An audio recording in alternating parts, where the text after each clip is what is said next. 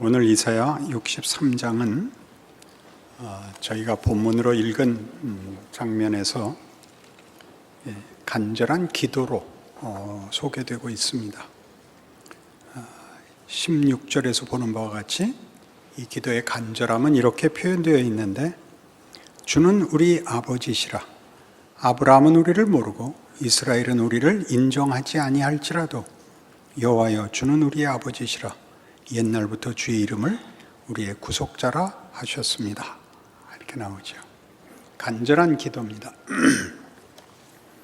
이 기도는 소개되는 이사야 전체에서 이 마지막 부분에 등장을 합니다.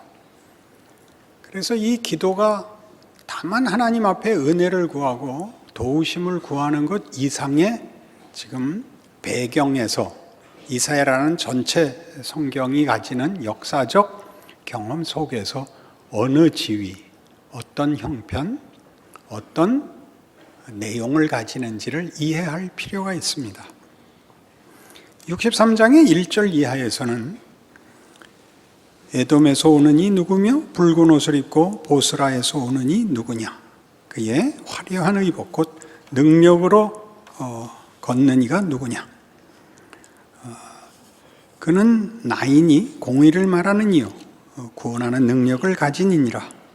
어찌하여, 우리 번역이 우리말로는 존칭을 붙여야 맞습니다. 1절은 하나님의 말씀이고 2절은 이제 선지자가 묻는 것입니다. 어찌하여 주의 의복이 붉으며 주님의 옷이 포도즙을 밟는 자 같습니까? 만민 가운데 나와 함께 한 자가 없이 내가 홀로 포도즙 틀을 밟았는데, 내가 노함으로 말미암아 무리를 밟았고 분함으로 말미암아 짓밟았으므로 그들의 선열이 내 옷에 튀어 내 의복을 다 더럽혔음이니라. 이것이 1, 2, 3절입니다. 하나님께서 심판과 보복을 하시느라고 그 옷이 다 원수의 피에 튀어 붉어졌다고 말하고 있습니다. 그리고 또 다만 하나님의 심판의 맹렬함이나 지독함을 말하기 위하여 있지 않고, 하나님이 하시고자 하는 종말의 완성에 왜 아무도 이렇게 동참하지 않느냐?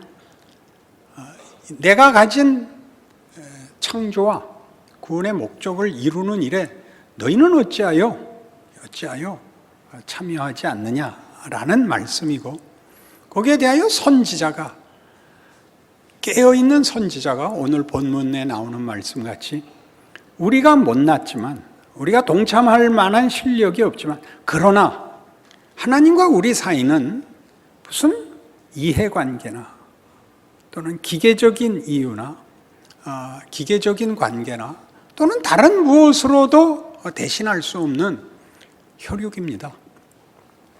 하나님은 우리 아버지십니다.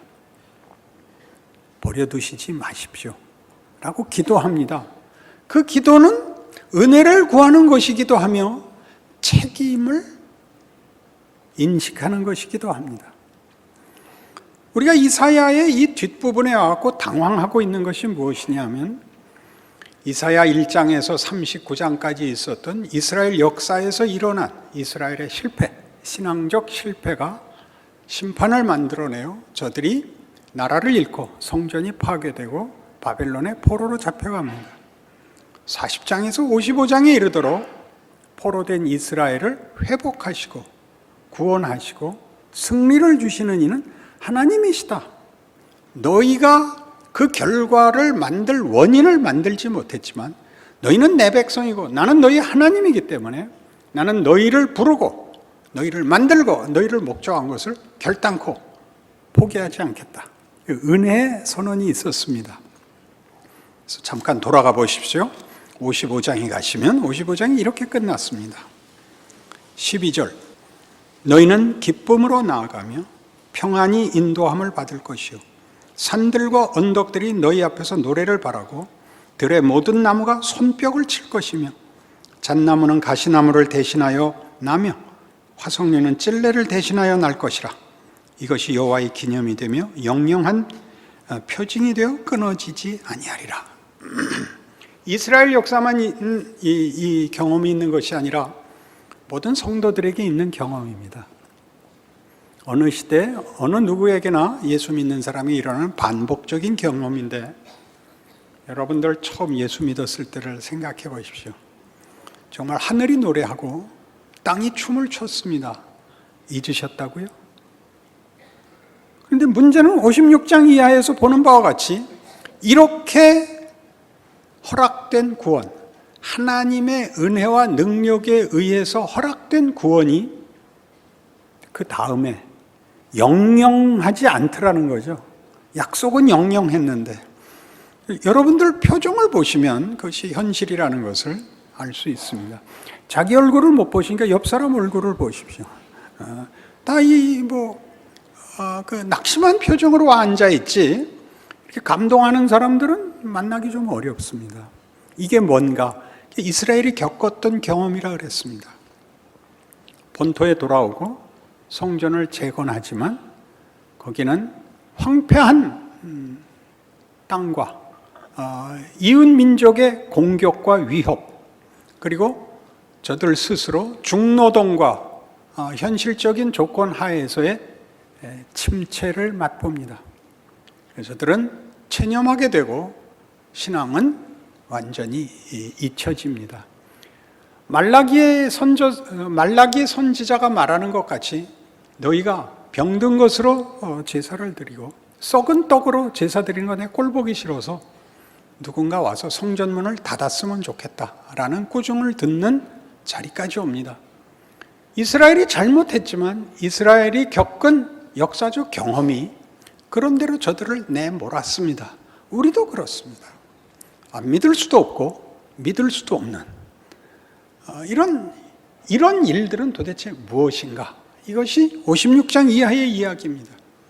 그래서 이런 일들이 하나님 앞에 신실한 신앙생활과 승리가 있어야 된다, 책임이 있어야 된다라는 말이 56장의 안식일, 58장의 금식에서는 이 은혜가 책임과 심판이라는 질서를 극복하고 하나님의 신실하심과 능력과 약속에 의한 구원이라는 것에 의하여, 즉 은혜가 책임을 여는 것을 봅니다. 안식일은 지켜야 되는 것이지만 이스라엘에게만 허락된 율법이었는데, 안식일을 지키면 이방 백성도 내 백성이 될 수 있다 라고 그 폐쇄적 명령이 갑자기 문을 활짝 열어젖히고, 58장에서 금식은 어떤 자학성으로 드러나는 마지못한 순종, 마지못한 그 책임이라는 것이, 그것은 갇힌 자를, 얽매인 자를, 신음하는 자를 구원해내고 자유롭게 하는 해방이다. 너희가 가지는 금식은 마지못해 지켜야 하는 책임이 아니라 자유와 기쁨과 영광으로 가는 권리로서의 책임, 자유가 된다. 이렇게 열어젖힙니다. 1차 세계관, 2차 세계관, 3차 세계관 이렇게 몇 번 했더니 편지가 하나 왔습니다. 목사님, 설교할 때 수학은 논하지 말아 주십시오. 그러니 우리가 성경이 하고 싶은 이야기, 책임이 자폐적인, 폐쇄적인, 부정적인, 두려운 책임에서 어떻게 은혜로 말미암아 그것이 갖는 긍정적인 내용으로 창조가 열려 있는가, 구원이 열려 있는가를 보게 됩니다. 이렇게 말할 수 있는 증거는 예수님께서 율법사의 이런 질문에 이렇게 답하셨기 때문입니다. 계명 중에 제일 큰 것이 무엇입니까? 예수님의 대답은 이것이었습니다. 첫째 되는 계명은 네 마음을 다하고 뜻을 다하고 성품을 다하여 주 너의 하나님을 사랑하라 하는 것이라. 이 책임에서 사랑으로 가죠. 두려운 조건에서 마음껏 할 수 있는, 사랑에는 두려움이 없다. 요한일서 4장 18절 기억나시죠? 둘째는 그와 같으니 네 이웃을 네 몸과 같이 사랑하라 하는 것이라. 열립니다. 하나님께서 율법을 주신 이유가 이 부정적, 소극적 목적을 가지고 있지 않고 그것이 하나의 기반이 되고 틀이 되고 질서가 되어 마음껏 담아내는 것이라고 얘기를 합니다. 그래서 여러분 보시는 바와 같이 60장에 이렇게 나왔었던 것 기억하시죠? 일어나라, 빛을 발하라. 네 빛이 이르렀고 여호와의 영광이 네 위에 임하였습니다. 이렇게 열리고 있습니다. 신앙적 책임이라는 것이, 그 책임이 소극적이고 두려운 잣대가 아니라 더 큰 데로 나아가는, 놀라운 데로 초대받고 있는 권리로서의 책임, 자유와 영광으로 우리를 부르고 있습니다. 61장도 그렇죠. 주 여호와의 영이 내게 내리셨으니 이는 여호와께서 내게 기름을 부으사 뭘 하나 보십시오. 가난한 자에게 아름다운 소식을, 마음이 상한 자를 고치고 포로된 자에게 자유를, 갇힌 자에게 노임을 선포하여 여호와의 은혜의 해와 우리 하나님의 보복의 날을 선포하여 모든 슬픈 자를 위로하는 것입니다. 이것이 기독교 신앙이죠. 우리가 가져야 할 신앙적 책임이 가지는 긍정적, 기적적 소망이고 약속인 것입니다. 그래서 이 문제에 대한 우리 이해를 돕기 위하여 이 부분에 해당되는 신약의 예수님 친히 말씀하신 설명을 찾아볼 필요가 있습니다. 요한복음 15장입니다. 요한복음 15장 5절, 나는 포도나무요 너희는 가지라. 그가 내 안에 내가 그 안에 거하면 사람이 열매를 많이 맺나니 나를 떠나서는 너희가 아무것도 할 수 없음이라. 사람이 내 안에 거하지 아니하면 가지처럼 밖에 버려져 마르나니 사람들이 그것을 모아다가 불에 던져 사르느니라. 너희가 내 안에 거하고 내 말이 너희 안에 거하면 무엇이든지 원하는 대로 구하라. 그리하면 이루리라. 너희가 열매를 많이 맺으면 내 아버지께서 영광을 받으실 것이요 너희는 내 제자가 되리라. 아버지께서 나를 사랑하신 것 같이 나도 너희를 사랑하였으니 나의 사랑 안에 거하라. 내가 아버지의 계명을 지켜 그의 사랑 안에 거하는 것 같이 너희도 내 계명을 지키면 내 사랑 안에 거하리라. 내가 이것을 너희에게 이르면 내 기쁨이 너희 안에 있어 너희 기쁨을 충만하게 하려 함이라. 내 계명은 곧 내가 너희를 사랑한 것 같이 너희도 서로 사랑하라 하는 이것이니라. 포도나무의 가지 얘기입니다. 가지가 나무에 붙어 있지 않으면 당연히 열매를 맺을 수 없습니다. 그것이 순종입니다. 그것이 자유입니다. 우리는 스스로 생명을 만들거나 열매를 만들 수 없습니다. 하나님이 만드십니다. 그리고 우리를 부르십니다. 내 사랑 안에 거하라 라고 요구하십니다. 사랑 안에 거하라. 내 계명을 지키는 것이 내 안에 거하는 법이요 나를 사랑하는 법이라고 합니다. 순종이라는 단어, 내 안에 거하라는 것이 속박으로 들리는 것은 우리의 죄성 탓입니다. 여러분, 커피집에 들어가서 저기 있는 커피 꼭지를 틀고 먹고 싶은 만큼 마음껏 따라 마십시오.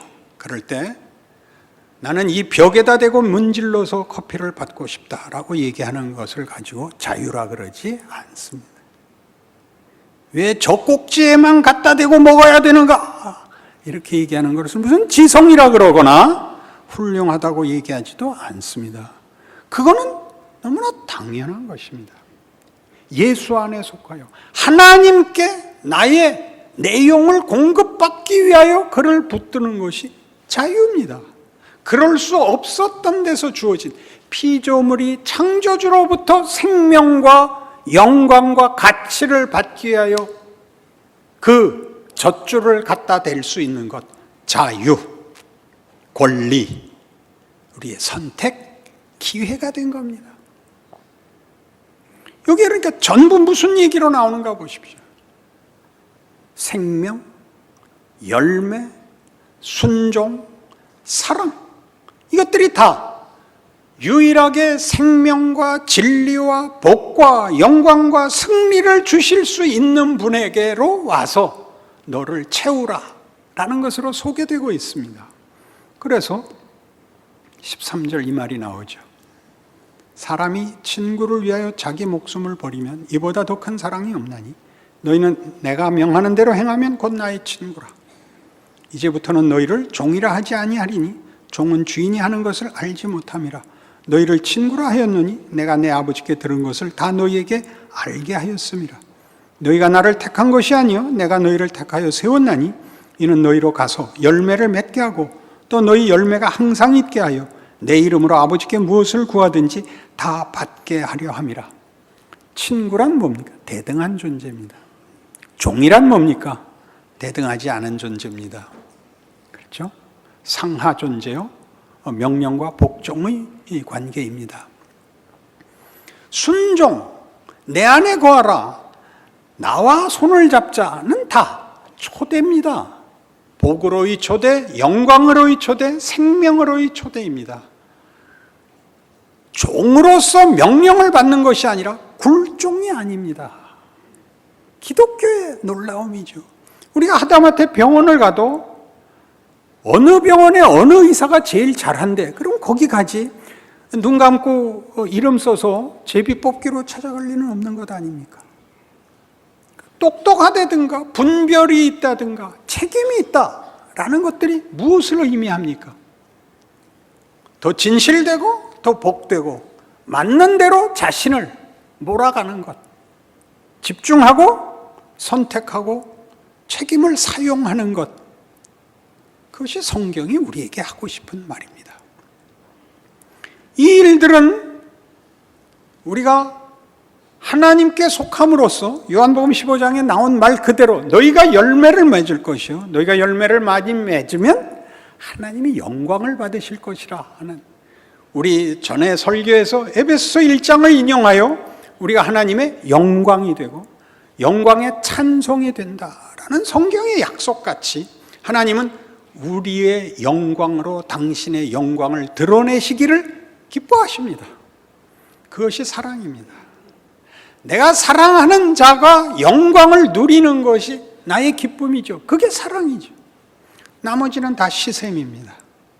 그렇지 않습니까? 하나님이 우리를 당신의 모든 능력을 퍼부어 영광되게 하여 우리가 하나님의 찬송이 되게 하는 것, 찬송을 받으시는 것이 아니라 영광의 우리의 찬송, 기쁨, 누림, 비명이 되게 하는, 비명이라는 말을 쓰면 안 되는데 더 이상 쓸 단어가 없으니까 그게 하나님이 우리에게 요구하는 겁니다. 기꺼이 허락한 특권입니다. 이것이 우리가 해야 할 일, 우리에게 주어진 기회, 특권이라 말이죠. 그것이 신앙입니다. 은혜를 구하여 책임을 외면할 수 없으며 책임을 말함으로써 스스로를 자폐 속에 집어넣어 가장 소극적인 죄를 안 짓는 것, 틀리지 않는 것으로 앉아있지 말라는 것이 성경의 요구죠. 우리의 인생입니다. 그러니 히브리서 5장 8절 이하 여러 번 인용한 것 외워보죠. 그가 아들이시라도 받으신 고난으로 순종함을 배워서 온전하게 되었은즉. 예수 그리스도가 보인 것이 무엇이냐? 이 세상에 와서 하나님을 거역하는 사망과 폭력이라는 조건 속에서 하나님을 편드는, 하나님을 순종하는 것으로 고난을 받습니다. 그 고난을 타협하지 않고 외면하지 않고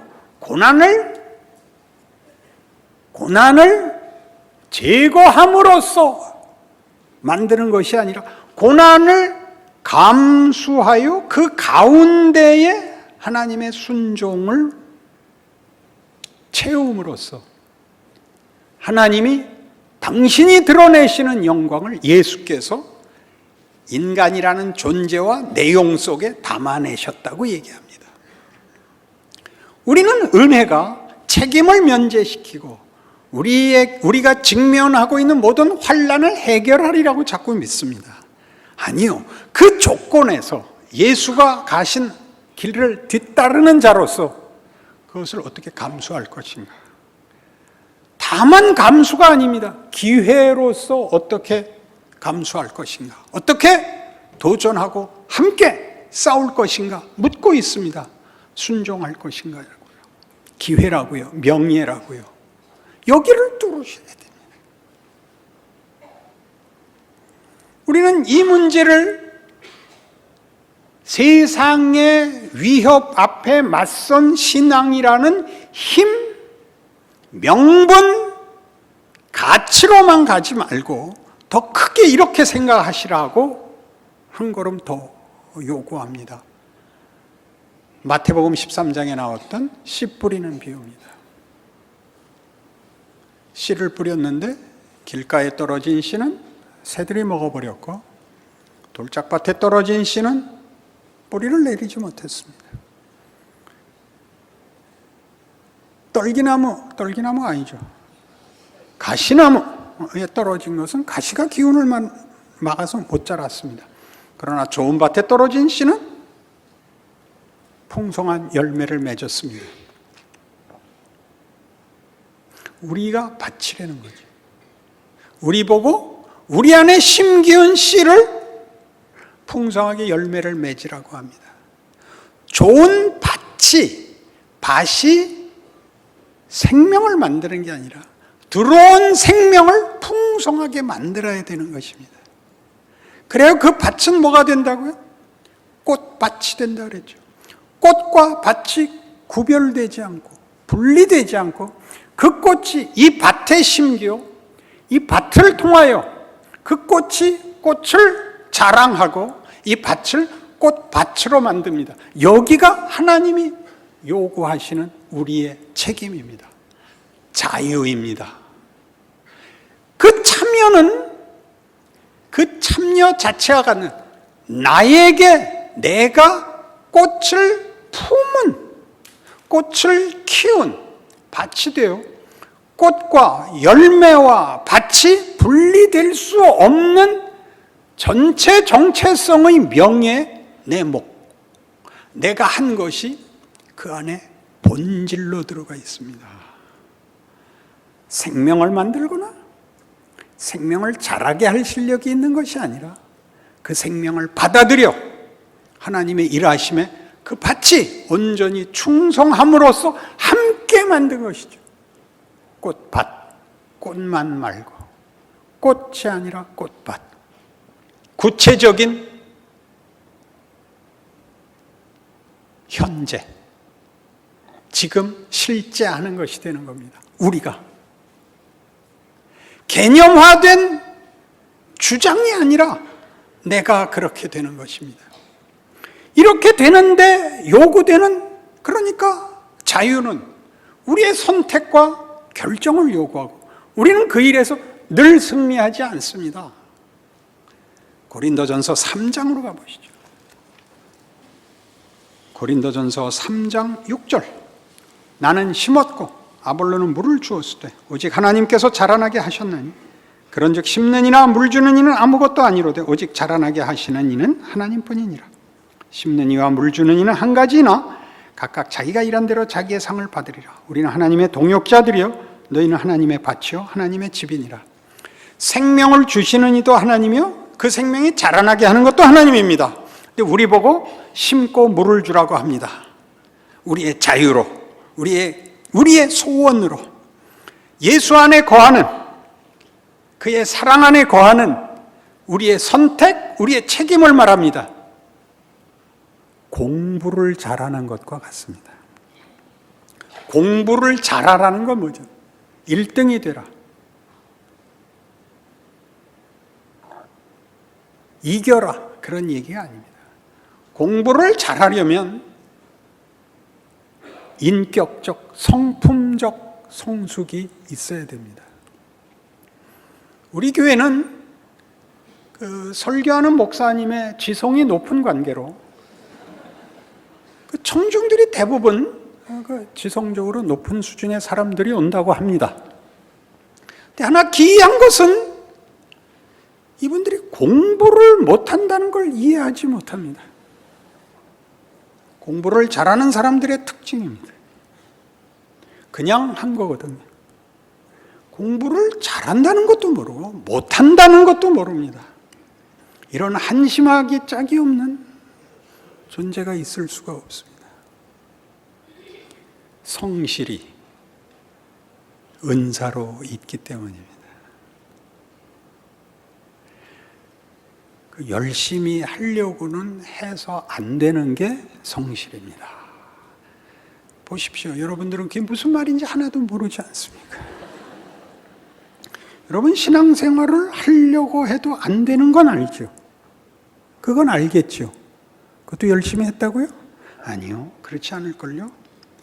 그러면 일단 주일마다 여기서 기도하는 기도가 전부 회개밖에 없는데요. 자랑은 없고.